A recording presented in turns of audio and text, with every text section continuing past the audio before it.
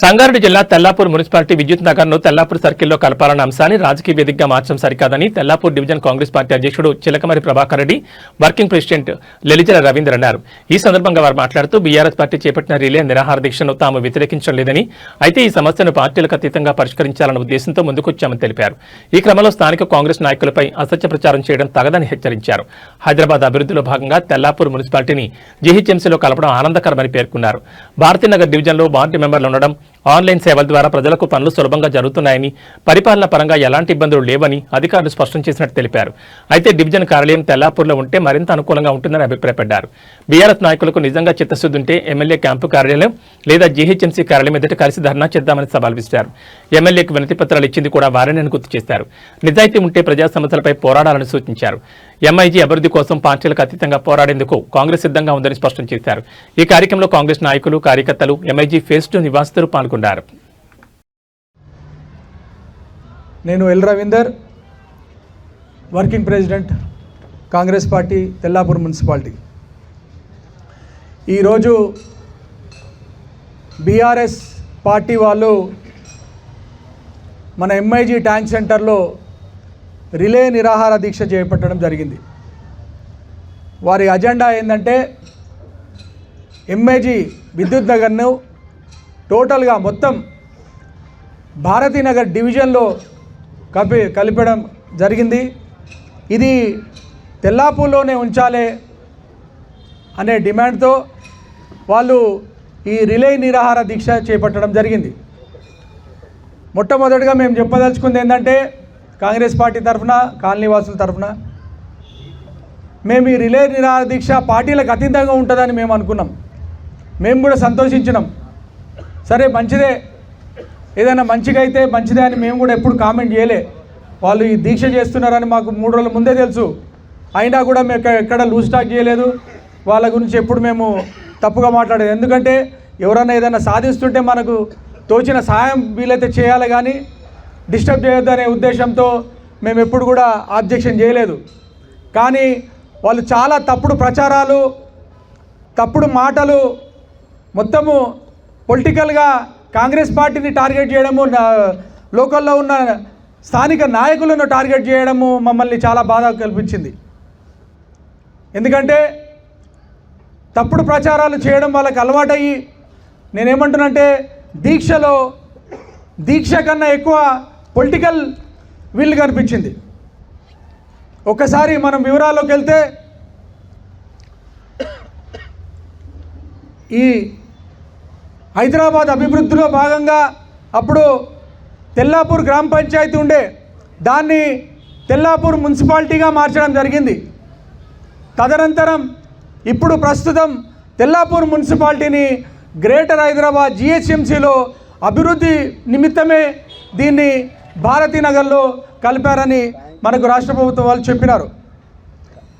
మొత్తము జీహెచ్ఎంసీ పరిధిలో 150 డివిజన్లు ఉంటే ఇప్పుడు 300 డివిజన్లుగా మార్చి దాన్ని అంటే 100 డివిజన్లకు ఒక సర్కిల్, అంటే 3 మేయర్లు పెట్టే ఆలోచనలో ప్రభుత్వం ఉందని మనకు సమాచారం అందింది. అయితే ఇందులో భాగంగానే మేము ఆఫీసర్ని కడుక్కుంటా కూడా వాళ్ళు చెప్పడం ఏమంటే ఆల్రెడీ భారతీనగర్లో ప్రతి ఎల్ఐజీలో కానివ్వండి, ఓల్డ్ ఎంఐజీలో కానివ్వండి వార్డు ఆఫీసులు ఉన్నాయి. అక్కడ వార్డు మెంబర్లు కూడా ఉన్నారు. మీరు ఓల్డ్ ఎంఐజీకి పోతే టీవీ రావు గారు, మిగతా 2 మెంబర్లు ఉన్నారు. మన ఎంఐజీలో కూడా భారతీనగర్కు సంబంధించిన వార్డు మెంబర్స్ యూసుఫ్ గారు, దేవేంద్రచారి గారు ఉన్నారు. మేమన్నాం మళ్ళీ భారతీనగర్లో మాది కలిసినప్పుడు వార్డ్ ఆఫీసు మేము అక్కడ అమీన్పూర్ అంత దూరం రావాలా అని మేము కూడా అడిగినాం. అడిగితే అధికారులు చెప్పే ఆన్సర్ ఏంటంటే మీరు ఇప్పుడు ప్రస్తుతం ఉన్నదంతా ఆన్లైనే సర్వీసు, ఆఫీసులకు రావాల్సిన పనే ఉండదు. రెండోది, ఏ వార్డుకు, ఏ ఏరియాలో, ఏ కాలనీలో అక్కడున్న మున్సిపల్ అడ్మినిస్ట్రేషన్ బిల్డింగ్ మీరు పైన చూస్తున్నారు, లైబ్రరీ పైన, మీకు ఎంఐజీ వరకు ఇదే వార్డ్ ఆఫీస్గా ఉంటుంది. మీకు ఈ ఎంఐజీలో ఉన్న వార్డ్ ఆఫీస్లోనే మీకు మ్యాక్సిమం అన్ని పనులు అయిపోతాయి. మీరు అసలు ఇప్పుడున్న ఏదైతే ప్రభుత్వం పనిచేస్తుందో జిహెచ్ఎంసీ అది కంప్లీట్గా ఆన్లైన్లోనే పనిచేస్తుంది. అంటే మీరు ప్రాపర్టీ ట్యాక్స్ కట్టనివ్వండి, మిగతా ఏ పనులున్నా మీ కంప్లైంట్స్ ఉన్నా కూడా ప్రతిదీ ఆన్లైన్లోనే తీసుకుంటుంది. కాబట్టి అది అడ్మినిస్ట్రేషన్ పరంగా ఏమి ఇబ్బంది లేదు అని మాకు సమాధానం దొరికింది. అయితే మేము కూడా ఇది తెల్లాపూర్లోనే ఉంటేనే బాగుంటుంది, తెల్లాపూర్ అయితే మాకు ఆల్రెడీ అనుకూలంగా మేము ఆల్రెడీ అందరం మేము కలిసిమెలిసి పనిచేస్తున్నాం కాబట్టి మాకు బాగుంటుందని మేము కూడా మా అభిప్రాయాన్ని తెలియజేయడం జరిగింది. నేను ఒకటే అంటున్నా మా బీఆర్ఎస్ సోదరులకు, అయ్యా మీకు నిజంగా చిత్తశుద్ధి ఉంటే ఈ ఎంఐజీల దన్నా కాదు, ఎమ్మెల్యే క్యాంప్ ఆఫీస్ దగ్గర జిహెచ్ఎంసీ కమిషనర్ ఆఫీస్ దగ్గర ధర్నా చేద్దాం రండి, మేము కూడా వస్తామంటున్నాం. తెల్లాపూర్ కావాలని మేము కూడా కోరుకుంటున్నాం. కానీ మీరు ఇది కేవలం రాజకీయ దురుద్దేశంతో చేసిన మీటింగే తప్ప మీరు ఎంఐజీలు వస్తే ఎవరు వస్తారు మన దగ్గరికి, ఎవరు చూస్తారు, ఏది మీకు చేస్తారు? ఇదే మీకు నిజాయితీ ఉంటే రండి, పోదాం, మున్సిపల్ కమిషనర్ ఆఫీస్ పోదాం, మేము కూడా వస్తాం. ఏదో కాంగ్రెస్ పార్టీ చేసినందువల్లనే వచ్చిందనేది తప్పుడు వాగ్దానం. ఎందుకంటే మీకు అందరికీ తెలుసు, ఫస్ట్ డ్రాఫ్ట్ గజిట్ వచ్చింది. ఈ డివిజన్ల చేంజ్ చేయడానికి డ్రాఫ్ట్ గజిట్లో కొన్ని ఇల్లులు అటు భారతీనగర్లో ఉండి మిగతా మేజర్ ఇల్లులు తెల్లాపూర్లోనే ఆల్రెడీ ఉండే. ఈ ఉన్నదాన్ని వీళ్ళే పోయి ఎమ్మెల్యేకు లెటర్లు, కమిషన్లకు లెటర్లు ఎవరిచ్చిర్రు? లెటర్లు ఇచ్చి సేమ్ ఇదే శ్రీమతి సింధు ఆచార్ శెట్టి గారు కార్పొరేటర్ భారతీనగర్, ఆమె మేయర్ మన కౌన్సిల్ మీటింగ్లో ఆమె కోరడం జరిగింది. సరే ఆమె తెల్లాపూర్లో కలపండి అన్నది. లాస్ట్లో ఇంకో మాట కూడా ఏమన్నారంటే, ఇది సగం అటు సగం ఇటు ఉంటే ఇబ్బంది అవుతుంది, దీన్ని ఒకటే విధంగా చేయాలని కూడా వాళ్ళు కోరడం జరిగింది. ఒకటే విధంగా అంటే అధికారులను మేము అడిగినాం, ఏంటంటే ఒకటే చేయాలంటే ఒక పని చేద్దాము, బిహెచ్ఎల్కు సంబంధించిన కాలనీలు ఏమున్నాయి, రైల్వే ట్రాక్ యువతల ఓల్డ్ ఎంఐజీ మొత్తాన్ని, బిహెచ్ఎల్ కాలనీకి సంబంధించిన old MIG, new MIG, LIG, max society, Annamayya enclave, HIG ఇవన్నీ కలుపుతూ బిహెచ్ఎల్కు సంబంధించిన కమ్యూనిటీతో భారతీనగర్ మేము చేసినాము అని వాళ్ళు చెప్తున్నారు. ఇప్పుడు నేను ఒకటే అడుగుతున్నా, తెల్లాపూరు మన తండ్రి లాంటోడైతే బిహెచ్ఎల్ మన కన్న తల్లి కాదా అంటున్నా? బిహెచ్ఎల్ మనని ఆదుకోలేదా? మనని ఈ రోజు దాకా మన తిండి తిన్నాము ఆ బిహెచ్ఎల్ పుణ్యాన కాదా అంటున్నా? మీరు గత 10 ఏళ్ళల్లో సరే, ఇప్పుడు ఒకటే మాట చెప్తున్నా, ఏంటంటే ఇప్పటిదాకా టెక్నికల్ ప్రాబ్లం మనం అనుకుంటే, రెండో పాయింట్ అసలు తెల్లాపూర్లో ఉన్నందువల్ల లాభ నష్టాలు ఏంది కూడా మనం చర్చ చేసుకోవాలి. తెల్లాపూర్లో ఉన్న లాభం ఏంది, తెల్లాపూర్లో ఒకవేళ భారతీనగర్లో ఉంటే నష్టం ఏంది అంటే, నేను ఒకటే అంటున్నా, మనం ఎక్కడ పాకిస్తాన్లో పోయి కలపలేదు మన విద్యుత్ నగర్ని. భారతీనగర్ కూడా మనదే. 300 డివిజన్లు ఉంటే ప్రతి డివిజన్కు ఉన్న రూల్స్ కూడా మనకే ఉంటాయి. మనకు కొత్తగా రూల్స్ ఎక్కడ ఉండవు, ప్రతి సేమ్ రూల్స్ ఉంటాయి. కానీ స్పెషల్ రూల్ ఎట్లయిందంటే,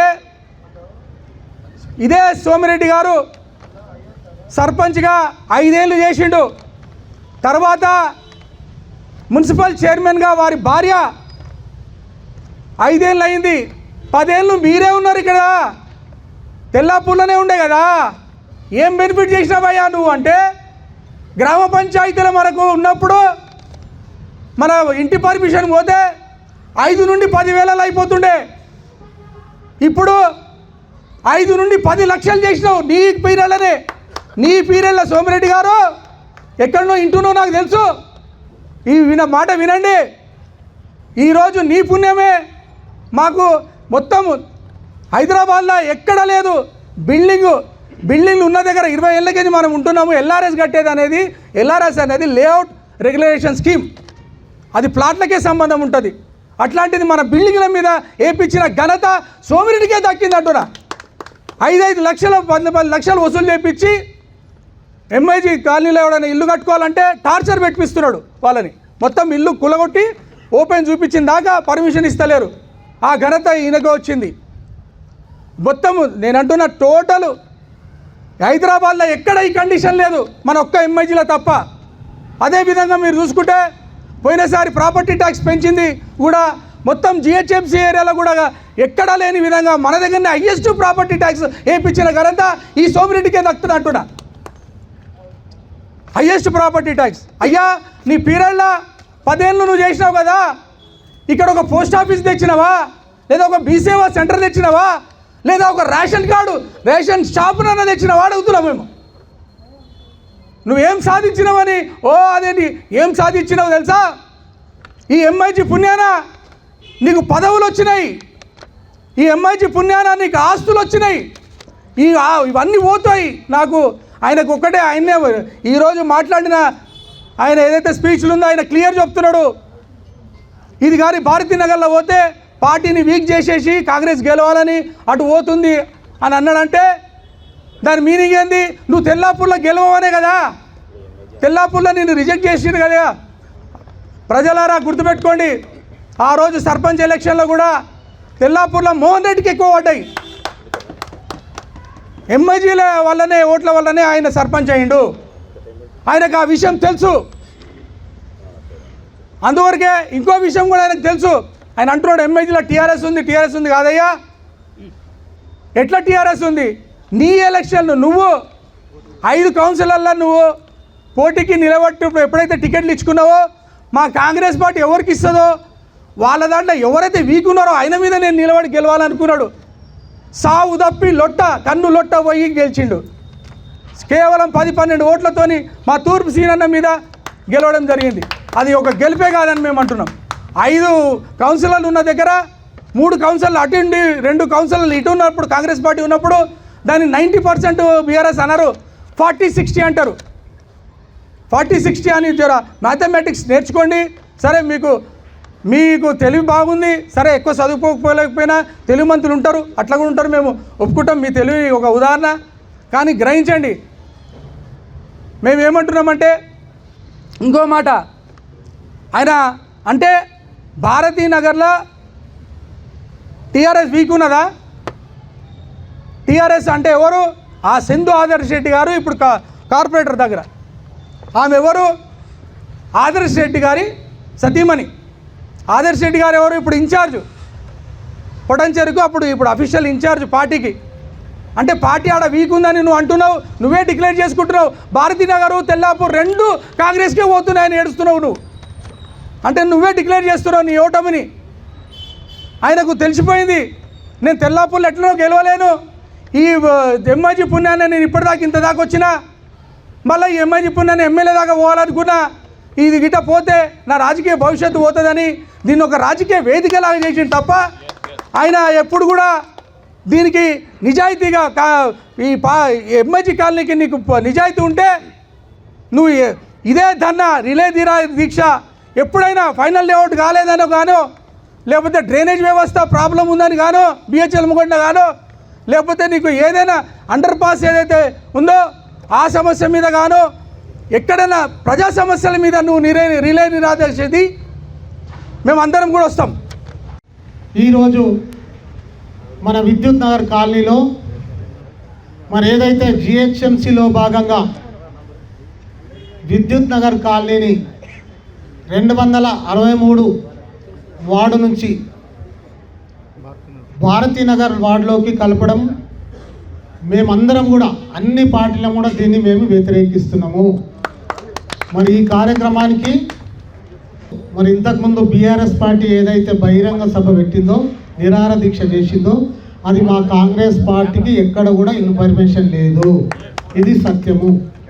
మరి ఇక్కడ మాకు ఉటావుటిన తెలవగానే ఈరోజు మేము మధ్యాహ్నం అందరం కూర్చొని మరి ఈ కార్యక్రమానికి మేము కూడా ప్రెస్ మీట్ పెట్టాలనే ఉద్దేశంతో ఈరోజు విద్యుత్ నగర్ కాలనీ లైబ్రరీ దగ్గర మరి ఈ ప్రెస్ మీట్ మిమ్మల్ని కూడా పిలవగానే మీ అందరు కూడా మా మీద ప్రేమతోటి దయదలిచి పత్రికా మిత్రులు, ఎలక్ట్రానిక్ మిత్రులు అందరూ కూడా మీరు ఇంత మాకు సమయాన్ని ఇచ్చి మేము చెప్పబోయే ఈ ప్రెస్ మీట్ కార్యక్రమాన్ని మీరు ఎక్కడ చేస్తున్నారో మేము మీకు ప్రత్యేకంగా శిరస్సు వంచి నమస్కరిస్తున్నాం కాంగ్రెస్ పార్టీ తరఫున.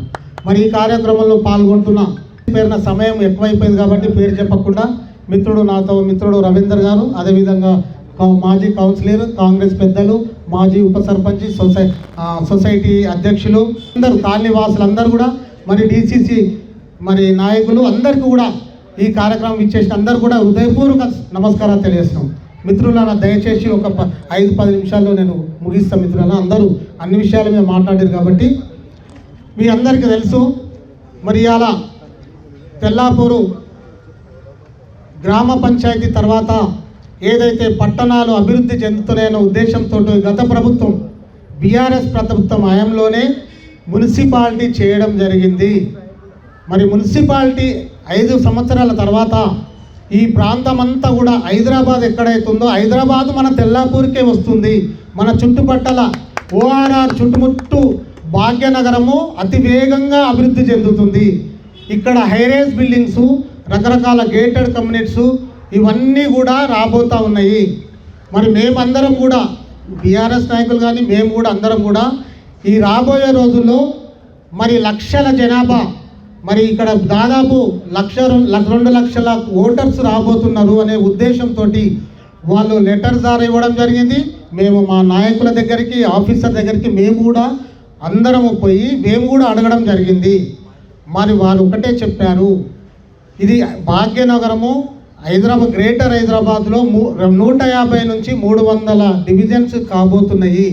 అందులో భాగంగానే 600 చదరపు కిలోమీటర్ల విస్తీర్ణాన్ని హైదరాబాదును 2000 కిలోమీటర్ల చదరపు విస్తీర్ణానికి పెంచడం జరిగింది. అందులో భాగంగానే మేము ఈ చర్యలు తీసుకుంటున్నామని మాకు చెప్పడం జరిగింది. మేము ఒకటే కోరుకున్నాము, దయచేసి మరి ఏదైతే భారతీనగర్లో ఇంతకుముందు మొదటిసారిగా ఇచ్చిన మ్యాప్లో కొత్త ఎంఐజీ కూడా తెల్లాపూర్లోనే కలిసి ఉండెను. కేవలం వెల్లిమెల మాత్రమే ముత్తంగిలో కలిసి ఉండను. మేమందరం కూడా హర్షం వ్యక్తం చేసినాము. ఆ తర్వాత కొంతమంది వెల్లిమెలకు సంబంధించి మరి ఎంఐజీకి సంబంధించి బీఆర్ఎస్ నాయకులు, కార్పొరేటర్లు జిహెచ్ఎంసీ మీటింగ్లో అయితే ఎంఐజీ కొంత భాగము మా దగ్గర ఉంది, కొంత భాగం అక్కడ ఉంది, కలిపితే ఎంఐజీని భారతీనగర్లోనే కలపండి, లేకపోతే తెల్లాపూర్లోనే కలపండి అనే ఉద్దేశము వాళ్ళు అక్కడ వ్యక్తం చేయడం జరిగింది. అందులో భాగంగానే మరి వాళ్ళు పెద్దలు ఐఏఎస్ ఆఫీసర్స్ వాళ్ళు ఆలోచన చేసి ఏదైతే వెల్లిమెల గ్రామాన్ని రైల్వే ట్రాక్ అవతల ఉందో ఎంఐజీ కూడా రైల్వే ట్రాక్ అవతల ఉంది, ఈ ఉద్దేశంతో లైన్ అప్ తీసుకొని దాంట్లో బిహెచ్ఎల్ కాలనీలు అన్నీ కూడా మరి ఒకటే కాబట్టి దీన్ని ఆ ఉద్దేశంతో కలపడం జరిగిందని నేను నిన్న మేము వచ్చినాం పొన్నం ప్రభాకర్ గారి దగ్గర, అక్కడ ఆఫీసర్ చెప్పడం జరిగింది. ఇవన్నీ మేము ఇంటర్నల్గా చేస్తూనే ఉన్నామండి. కానీ ఇక్కడ ఈరోజు ఇంత పెద్ద బహిరంగ సభ పెట్టడం చాలా సంతోషము. మమ్మల్ని కూడా ఆహ్వానిస్తే మేము కూడా వచ్చి ఈ మీటింగ్లో మేము కూడా మాట్లాడి ఇక్కడున్న మా మిత్రులకు, మా సోదరులకు కూడా మేము చెప్తుంటిమి. కానీ మాకు అవకాశం ఇవ్వలేరు. అది కేవలం టీఆర్ఎస్ సభ, టీఆర్ఎస్ మీటింగ్ లెక్కనే వాళ్ళు చేసిర్రు. ఇది సత్యము. ఒక్కరన్నా పోని మీ ఫ్రెండ్స్కు అందరు చెప్పినామంటారు. కాంగ్రెస్ పార్టీలో ఉంటారు, బీఆర్ఎస్లో ఉంటారు, అందరూ అల్లు ఉంటారు, ఇల్లు ఉంటారు, అందరు తెలుసు, ఫ్రెండ్స్ ఉంటాము. పార్టీలు ఒక్కరే ఉండరు. మరి ఒక్కరన్నా ఒక 10 మంది కాంగ్రెస్ వాళ్ళు మీ మీటింగ్లో పాల్గొన్నారా అని నేను ఇక్కడ అడుగుతున్నాను. మీరు చూపియండి వార్డ్ ఆఫీస్, మీరు గమనించండి. విద్యుత్ కాలనీ వాసులారా, నేను ఇక్కడ గతంలో ఎంపీటీసీ 5 సంవత్సరాలు చేసిన, మీ అందరికీ తెలుసు. నా పేరు చిలకమరి ప్రభాకర్ రెడ్డి, ఎక్స్-ఎంపీటీసీ. ఇప్పుడు నేను జిహెచ్ఎంసీ వార్డు కాంగ్రెస్ పార్టీ అధ్యక్షుడిని. మీరు అపోహాలు నమ్మకండి. రేపు జిహెచ్ఎంసీ ఏర్పాటు అయిన తర్వాత ఇక్కడ వార్డ్ ఆఫీసు ఇక్కడికే ఎంఐజీ విద్యుత్ నగర్లో ఏర్పాటు చేస్తామని స్వయాన పొన్నం ప్రభాకర్ గారు మాకు చెప్పారు. ఇది వాస్తవము. ఇంతేకాకుండా ఈరోజు ఇక్కడే ఈ గ్రంథాలయం పైనే వస్తుందని వాళ్ళు చెప్పారు. ఇవన్నిటిని కూడా మేము కూడా ఫాలోఅప్ చేస్తున్నాం. రవీందర్ గారు, మేము, మాజీ ఉప సర్పంచ్ గారు, మన అజీమ్ గారు, ఇక్కడ వాజిద్ గారు, వీళ్ళందరం, తూర్పు సింగ్ గారు, మేమందరం దీన్ని ఫాలోఅప్ చేస్తున్నాం. వీళ్ళందరూ కూడా ఎంఐజీ కాలనీ వసలండి. నాకు కూడా ఎంఐజీలో ఇల్లు ఉందండి. నేను కూడా ఎంపీటీసీ ఇక్కడ పనిచేసిన. మాకు ప్రేమ లేదా ఎంఐజీ మీద? ఇవాళ సోమిరెడ్డి ఇవాళ అంత పెద్ద బహిరంగ సభ్యులు నువ్వు ఒక్కరివి డోల్ కొట్టి సోమిరెడ్డి కోసం చెప్పాలని నేను ఇన్ని రోజులు అనుకోలేదు. కానీ ఇప్పుడు చెప్పక తప్పలేదు. ఎందుకంటే సోమిరెడ్డి చీటింగ్ చేయడంలో నంబర్ 1 హీరో. అసలు హీరో పాత్ర అంటే చీటింగ్లలో నెంబర్ హీరో. అందరికి తెలుసు, మీ అందరు కూడా తెలుసు. మనిషిని ఎట్లా ట్రాప్ చేయాలంటే 5 నిమిషాలలో ట్రాప్ చేస్తాడు. మన వెనుకున్నాడు ఒక వెనుక మళ్ళీ చూస్తే వాడిని మాయం చేస్తాడు. అట్లాంటి వ్యక్తి సోమిరెడ్డి, మీ అందరికీ తెలుసు. కాకపోతే మనమేమంటున్నామంటే మీరు బాగా ఆలోచన చేయండి. ఇప్పుడు సోమిరెడ్డి గారికి పాపం పదవి పోయి 1 సంవత్సరం అయినట్టుంది, పాపం నిద్ర పడతలేదు. ఆయనకు డబ్బులు, విపరీతమైన డబ్బులు వచ్చినాయి. ఆయనకి ఎప్పుడు డబ్బులు పెట్టాలి, ఓట్లు కొనాలి, మందు తాగాలి, తినిపించాలి, గెలవాలి, మళ్ళీ నడిపించాలి. మేము ఎంపీటీసీగా PRSలో చేసినప్పుడు నాకు కూడా తెలుసు ఆయన కోసం చాలా. మరి ఇలా నువ్వు ఫైనల్ లేఅవుట్ చేస్తాని సర్పంచ్గా గెలిచినప్పుడు హామీ ఇచ్చినావు తెలంగాణ 45 రోజులలో లేకపోతే ఆడ మీటింగ్ పెట్టి నన్ను రాళ్ళతోడు, కేసీఆర్ కూడా అంటుండే రాళ్ళతోడు కొట్టుండే, అది కొట్టుండే, ఈయన కూడా బాగా నేర్చుకున్నాడు. రాళ్ళతోడు కొట్టుండే అని చెప్తుండే. ఎక్కడ పోయిందని నాకు ఫైనల్ లేఅవుట్. ఈ ఫైనల్ లేఅవుట్ పేరు మీద 5-6 ఎలక్షన్లు కొట్లాడారు ఎంఐజీలా. ఫైనల్ లేఅవుట్ ఆశ మీద పాపం ఎంఐజీ కాలనీ వాసులు హరీష్ రావుతో కూడా స్వయాన ఇక్కడ స్పీచ్ బహిరంగ సభ పెట్టి నువ్వు చెప్పించినావు. నువ్వు ఒక్కరోజన్నా ఫైనల్ లేఅవుట్ కోసం ఆశించినవా? ప్రయత్నం చేసినావు. ఎందుకు రాలేవు ఫైనల్ లేఅవుట్ మాకు తెలుసు. నువ్వు నీ హాయంలో 10 సంవత్సరాల సొసైటీ నుంచి కనీసం ఎన్ని ప్లాట్లు చేసినావో మాకు తెలుసు. ఇవాళ నువ్వు ప్లాట్లు అమ్మిపియడం వల్లనే ఇవాళ ఫైనల్ లేఅవుట్ రావాలి. ప్రభుత్వం దగ్గరికి పోతే ఏమంటారు, అవునా మీ ప్లాట్లు ఇవన్నీ. రోజు ఏదైతే టీఆర్ఎస్ వాళ్ళు మన ఎంఏజీ వాటర్ ట్యాంకులో దగ్గర విద్యుత్ నగర్ను తీసుకెళ్ళి భారతీ నగర్ డివిజనల్లో కలిపినారంటున్నారో, అయ్యా కలిపినారో కలపలేరో నీకు కూడా పూర్తిగా అవగాహన లేదు. కలిపిరే అనుకుందాము, ఎందుకు కలిపిరని కూడా నువ్వు అధికారులను అడగండి. వాస్తవం కూడా కలిపిరని మాకు కూడా తెలిసింది. ఈ విషయంపై మా కార్పొరేటర్ నాగేష్ యాదవ్ గారు, అలా సతీమణి గారు కొంతమంది వెళ్ళి ఆ కమిషనర్ గారిని కలిసి రామచంద్రాపురం సర్కిల్లో కానీ తెల్లపురం సర్కిల్లో కానీ కొత్త ఎంఏజీని పెట్టాలి, కొత్త ఎంఏజీ ప్రజలకు ఇబ్బంది అవుతుందని వాళ్ళు చెప్పడం జరిగింది. అదేవిధంగా ఈ విషయాన్ని మేము కాటా శ్రీనివాస్ గౌడ్ దృష్టికి కూడా తీసుకెళ్ళాము. మళ్ళీ ఇంకోసారి తీసుకెళ్తాం. తెల్లాపురము సర్కిల్ ఎంఏజీ వాళ్ళని తెల్లాపురంలోనే ఉంచాలని. ఇంకో మాట ఏమన్నాడు, 10 ఏళ్ల సంధి ఇక్కడ టీఆర్ఎస్ లీడ్ అవుతుంది అన్నాడు. 100% 10 ఏళ్ల సంధి టీఆర్ఎస్ అవుతుంది. ఎంతతోటి అవుతుంది? 13 ఓట్లు, 20 ఓట్లు, 13 ఓట్లు. సేమ్ 13 ఓట్లు, 23 ఓట్లు అంటే ఈక్వల్ ప్రజలు ప్రాధాన్యత ఇస్తారు. కాకపోతే మీరు డబ్బు ఖర్చు పెడుతున్నారు, మేము నిరుపేదలుగా కొట్లాడుతున్నాం. ఇదొక సబ్జెక్టు. రెండో సబ్జెక్టు, మరి ఎల్ రవీందర్ను ఓడగొట్టాలి కదమ్మా. నీ దగ్గర ప్రజల బలం ఉంటే. ప్రజల బలం ఎంఏజీ వాళ్ళు ఎల్ రవీందర్ కూడిస్తున్నారు, తూరుపు సైనికి ఇస్తున్నారు, రెడ్డి శ్రీనివాస్ రెడ్డి కూడిస్తున్నారు, అరుణ్ గౌడ్, బాబు గౌడ్ లాంటి వాళ్ళు కూడిచ్చారు. కొంత వాళ్ళు ఒక 40-50 ఓట్లతో ఓడిపోయినాము. ప్రజల బలం ఎంఏలు అందరికీ ఉంది. కాకపోతే మా బలంతో నువ్వు సర్పంచ్గా గెలిచినావు. మా బలంతో నేను సర్పంచ్గా మేము పెంచుకున్నాం. ఎందుకు పెంచుకున్నాం తెలుసా? మోహన్ రెడ్డి గారు తెల్లాపురం విలేజ్, సోమరెడ్డి కూడా తెల్లాపురం విలేజ్. అయ్యా నేను ఈయన ఇల్లు కొనుక్కున్నా, నేను ఈయన ఉంటా కాలనీ మనిషిని, మా నాయన ఎంప్లాయీ, మమ్మల్ని ఎంఏజీ నుంచి గెలిపియండి, నేను ఎంఏజీలోనే ఉంటా అన్నాడు. గెలిచిన తర్వాత ఏడున్నావే? ఆదిత్యలో పోయి ఉన్నావు. ఎంఏజీలు ఉండాలి కదా సార్. నేను ఎంఏజీలో గెలిచిన ఎంఏజీలోనే ఉండాలి, తెల్లపురంలో గెలిస్తే తెల్లపురంలో ఉండాలి. మరి ఎంఏజీ ప్రజలు అప్పుడు ఎందుకు గుర్తుకు రాలేరు? ఆదిత్యలో పోయి ఉంటావా? ఎంఏజీలో ప్రజలలో ఉండాలి, ప్రజలకు సర్వీస్ చేయి, ప్రజలకు చేయి. ఇదొక విషయము. ఫైనల్ లేవట్ అన్నాడు. ఆల్రెడీ మా రవీందర్ సార్ మాట్లాడాడు. ABCD పార్కులు ఉన్నాయి సార్ ఎంఏజీలా. ABCD పార్కులు షాపింగ్స్ అప్పుడు పెద్దలు 75 గజాలు షాపింగ్ అని పెట్టి ఇచ్చిరు వాళ్ళకు ఇన్కమ్ అని. అవి ఫైనల్ లేవట్లో చేర్చి ఫైనల్ లేవట్ ఇప్పిస్తా అన్నాడు. ఎక్కడ పోయింది? రాళ్ళు కొట్టినాము, రప్పలు కొట్టినాము, ఏది కాలే. సెకండ్ టైం హరీష్ రావు గారు కూడా వచ్చిర్రు. మినిస్టర్ హరీష్ రావు గారు అధికార పార్టీ ఉండి మినిస్టర్ గారు వచ్చి నేను ఫైనల్ లేవట్ ఇప్పిస్తాను, మీరు సోమిరెడ్డి గారికి సహకరించండి అంటే సెకండ్ టైం కూడా అలా మిస్సెస్ కౌన్సిలర్గా నా మీదనే పోటీ చేసి, మా భార్య మీద పోటీ చేసి ఒక 23 ఓట్లతో గెలిచారు. ప్రజలు ఆయనకి ఎంత విలువిచ్చారో నాకు కూడా అంతే ఇచ్చారు. మా ఎంఏజీ ప్రజలకు నమస్కారం. అయితే ఫైనల్ లేవట్కు డబ్బులు అవసరం కదా సార్. ఆ డబ్బులు అజిం ప్రెసిడెంట్ ఆయన ఆధీనంలో అకౌంట్లో కట్టాలి. ఎవరో బిల్డర్ కడతంటే కుదరదు కదా సార్. మన అకౌంట్ మనమే వేయాలి. సొసైటీ కూడా డీడీలు ఇవ్వలేడు, లేఅవుట్ కాపీ కూడా ఇవ్వలేడు. ఇవన్నీ ఏంటంటే ఆయన రాజకీయ డ్రామా చేస్తుండు. రాజకీయ డ్రామా ఏంటంటే ఎంఏజీలో ఎక్కడున్నదయ్యా? టీఆర్ఎస్ ఈక్వల్ టు కాంగ్రెస్ ఉంది, ఈక్వల్ టు టీఆర్ ఉంది. ఇంకో మాట అన్నట్టు వెల్లిమల మా ఇద్దరు టీఆర్ఎస్లో తీసుకుపోయి ఇష్టపూలరావు కలిపి వెల్మల మైపాల్ గౌడ్ కాంగ్రెస్ పార్టీ 25 సంవత్సరాలు సర్వీస్ చేసిండు. ఇప్పటికి కూడా కంటిన్యూ సర్వీస్ చేస్తుండు. మేము చెప్తలేమే మా మైపాల్ అన్న 25 సంవత్సరాలు చేస్తు అంటే నీకు 10 ఏళ్ళకే ఇట్లయితుంది, అంటే నీకు 10 ఏళ్ళకే కొమ్ములు వచ్చేసినాయి. ఇంకోటి మన కొత్త ఎంపీ ప్రభాకర్ రెడ్డి గారు 10 సంవత్సరాలు ఎంపీగా ఉన్నాడు. అండర్ గ్రౌండ్ ప్రాజెక్ట్ ఎందుకు కాలేదు సార్? కావాలి కదా, కావాలి కదా. ఒక ఎంపీ డైరెక్ట్ ఈడీ దగ్గర పోవచ్చు. ఆ రోడ్డు ప్రాబ్లం ఉందని 10 సంవత్సరాల దాకా మున్సిపల్ చైర్మన్ మీరే ఉన్నారు, సర్పంచ్ మీరే ఉన్నారు. మరి అప్పుడు ఎందుకు చేయలే? ఒక క్యూబిక్ మీటర్ 6,000 రూపాయలు, నువ్వు 30 క్యూబిక్ మీటర్లు వేసినావు అనుకో, 36 ఎంత సార్? 1,80,000, 2 లక్షలు. 2 లక్షలు పెట్టి నేను చేసిన మరి నువ్వు 10 ఏళ్ళ సంది నువ్వు తెల్లాపురం ఎంఏజీ పేరు మీద ఎంత సంపాదించినావు అనేది కూడా చెప్పాలి కదా సార్. వస్తావా చర్చకు? పోదామా టెంపుల్ కాడికి? గాయత్రి టెంపుల్ ఉంది ఇక్కడ, రోడ్ నెంబర్ 14 దుర్గామాత టెంపుల్ పోదామా? నీతి నిజాతిగా పరిపాలించడమని ఇవన్నీ మానుకోండి సోమిరెడ్డి గారు. ఇవన్నీ రాజీనామా డ్రామా కూడా యాక్షన్. ఈడ మేము కూడా బలంగానే ఉన్నాము.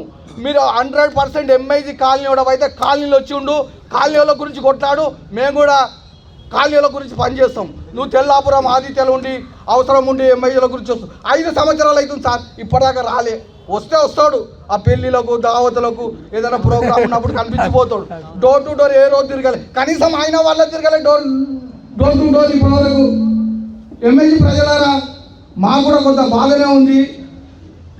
ఇది ఎల్ఐజీ కార్పొరేట్ భారతీ నగర్లో కలవద్దని దామోదర్ సార్ తోటి కానీ కాటర్ సింగ్ సార్ తోటి కానీ ప్రయత్నం చేస్తున్నాం.